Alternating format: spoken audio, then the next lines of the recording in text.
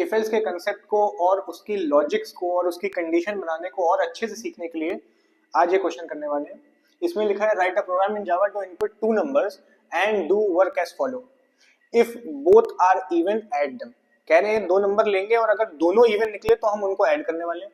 If both are odd subtract them else multiply them. अगर दोनों odd निकले तो सब्सट्रैक्ट कर देंगे वरना उनको मल्टीप्लाई कर देंगे।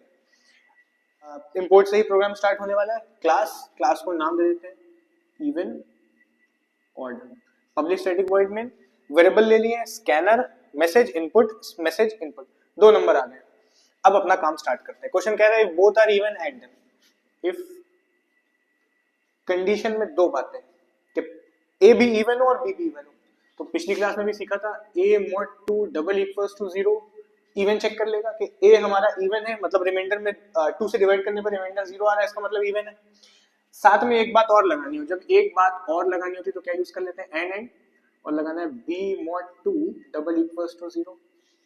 a भी इवन b भी इवन, क्या कर लेना है ऐड कर लेना है। अच्छा ऐड करने के लिए एक वेरिएबल और चाहिए तो यहाँ पे हम लिए हुए c equals to a plus b semicolon, bracket खोला तो यहाँ बंद हो गया।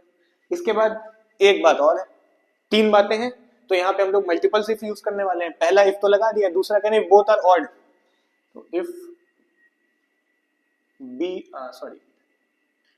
a mod 2 not equals to 0। a अगर इवन नहीं है, मतलब a अगर ऑड है, रिमाइंडर में 0 नहीं आ रहा है 2 से डिवाइड होने पे। और दूसरी बात भी चेक करनी है and b mod 2 not equals to 0। दोनों ही नंबर हमारे अगर ऑड है, a भी ऑड b भी ऑड। अब क्या करना है, दोनों को हमें सब्सट्रैक्ट कर लेना है। तो c equals to a minus b, same variable c यहाँ पे दोनों काम हो जाएंगे। अभी एक्सप्लेन करते हैं इसको आगे का।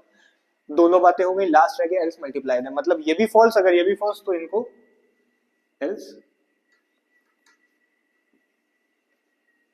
c equals to a into b, else का ब्रैकेट बंद हो गया। ये काम भी हो गया, ये भी हो गया, तीनों बातें लग गई हैं। अब अगर दोनों इवन होंगे तो ऐड हो गया होगा, दोनों ऑड होंगे तो माइनस हो गया होगा, और अगर इसके अलावा इन दोनों के अलावा कुछ है तो मल्टीप्लाई हो गया होगा। काम क्या रह गया, प्रिंट कराने का रह गया। system.println result equals two plus c, public का ब्रैकेट बंद और क्लास का ब्रैकेट बंद। अच्छा ये प्रोग्राम तो हो गया, पर यहाँ पे क्वेश्चन उठ रहा है कि c यहाँ पे भी इस्तेमाल हुआ है, यहाँ पे भी हुआ है, यहाँ पे भी हुआ है, क्या ये गलत तो नहीं है? तो बात यही कि ये सही है।